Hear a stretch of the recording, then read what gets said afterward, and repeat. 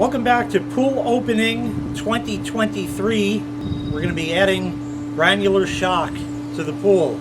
It's going to be a shocking experience because I'm going to show you a way that I do it, which is totally against the industry norms. What I'm going to show you is something that you want to think about before you perform. What I can tell you is I've done all the interwebs research you can think of. I've gone to sites you didn't even know existed.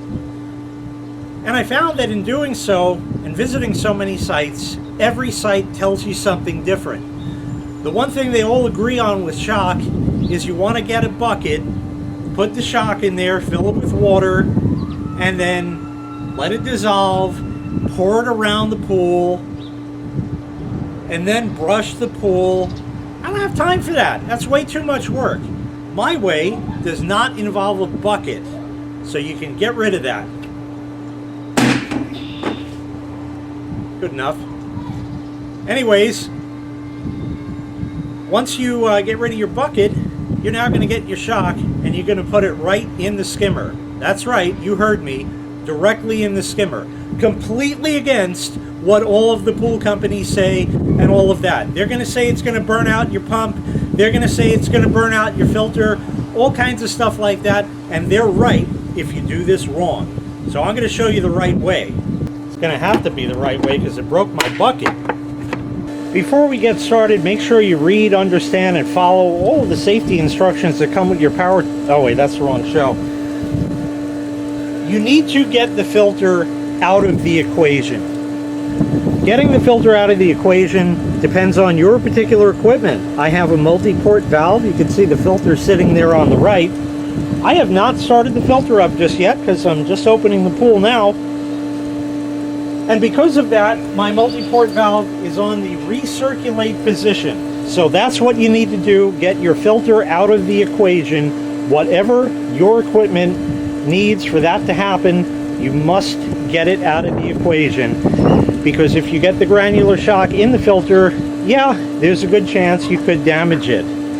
So once you're sure you have that, and your pool is on recirculate, if you have a heater or solar heat or anything like that, shut it off. You don't need the stuff going through there either. And now let's get started. How much shock do you add to your pool? That's a great question. I have no idea. You know why? Your pool's different than mine. You got to find out how many gallons your pool is, length times width times depth, and some other, you can Google that for the right formula for it. It's pretty easy, just a tape measure and you can figure it out. Find out how many gallons and follow the prescribed amount of shock on the package. You can go a little more or a little less. There's no hard and fast rules here. As it looks like I'm making this up as I'm going along, but that's actually not true. I've been doing this for 16 years now. And I've not once ever had a problem burning out the pump, burning out the filter, anything like that. This method definitely works. So let's go over to the skimmer and I'll show you how to administer it properly. So I got a big old scoop of shock right there. I don't think we need that or any of that for right now. Just open the skimmer so there's some flotsam and jetsam and leave it to beavers, and let's get rid of some of that. It's going to make it easier. Just shake that out. That's good enough for government work. And now we're ready. So let's talk for a minute. Let me tell you the science behind this, why it works, how it works, and then we'll do it. Like the directions say, put it into a bucket and dissolve it. It doesn't dissolve. You fill up a bucket with water, you dump this in, you can stir it up with anything you want. You can wait 15 minutes, it doesn't dissolve.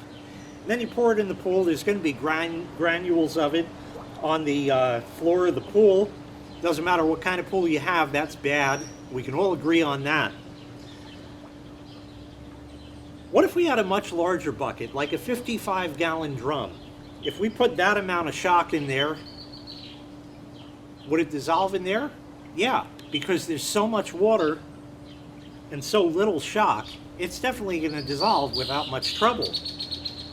So what we need is a really big bucket. You're not going to be tipping a 55-gallon drum into your pool. But what you have here is something like that. What you have is a bucket with water flowing through it continuously. You can see it right there. It's right in front of you. In doing so, the water is coming in and it's moving at high velocity. It doesn't look like it here because we have a large area. When that gets down to a 2-inch pipe, which is what it's going to be going through, the velocity of that water increases. And that means all the molecules of water are going to bang into the molecules of shock and break them up and dissolve it before it ever gets to your pump. Now, yes, is that water quote-unquote super-chlorinated when it hits the pump? Yeah, it is, but it's already mixed with a whole bunch of other water, so it's pretty dilute at that. The way you're going to ensure that this works is to do this slowly. If you dump that in right now, you're probably going to have a really big sab.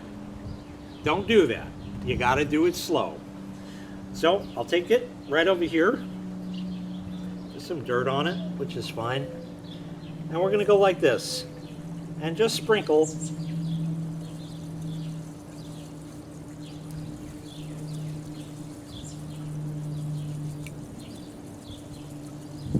Just go to a nice slow pace like this. And here's why it works. Look how much shock that was. That's nothing. And if I dump it in, it's gone. That fast, it dissolves. So we're adding it rather slow.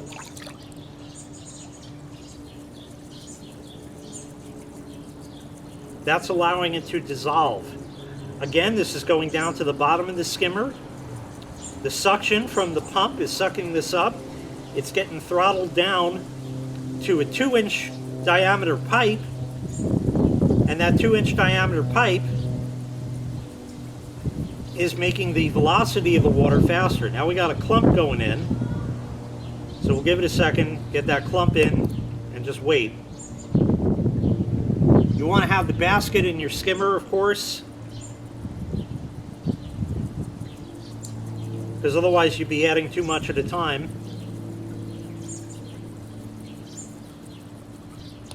Another little clump.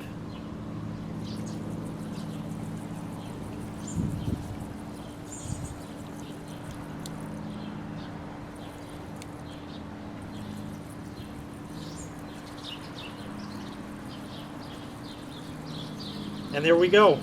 All done. You just shocked the pool. Absolutely shocking. That fast. Now there's shock in the basket. So we want to take that out. There's more leaves already. And you just kind of do the golf ball washer. Just kind of do one of these type things. Let it sort of rinse out. And you can just look. You'll see if there's any in there. There's not. There's just the leaves I collected. Get rid of those while we're at it.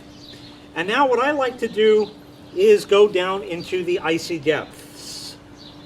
There is going to be some granules at the bottom of the skimmer assembly. Just go way down to the bottom and you can feel it. And I just kind of make a whirlpool in there. Get it moving real good. I feel no more granules. Everything is good around in there. Let's get that basket in because we're getting leaves and stuff. And that's it. You did it. That's all there is to it. Now what about getting your rest of your pool up and running and all that stuff?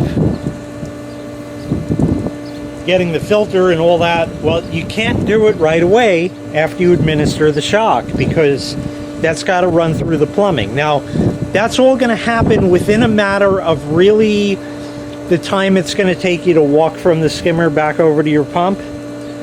It's done. But just to be on the safe side, give it, you know, a couple of, like 5, give it time. Just time. 5 minutes is good, 10 minutes is good. whatever you feel most comfortable with. And then you can go ahead and put your pool back into filtration mode in your normal operation. Of course, whenever you move that handle, you want to make sure the pump is off, and that's it. So there you go. I just took the entire pool industry and threw science at them. That's what happens when you learn things in school. I'm not a scientist or anything, but I have a very keen sense of how things work. As I had stated, I've been doing this for 16 years. I have never once had a problem burning out a pump or a filter or anything like that by doing it this way. If I had a problem by now, I would have seen it, don't you think? I do. Not a problem. It works great, and it's tons faster. So with that, that's going to bring this video to a close. And I thank you very kindly for watching. I greatly appreciate it. Make sure you click like, make sure you click subscribe, and take care. We'll see you next time. Bye-bye.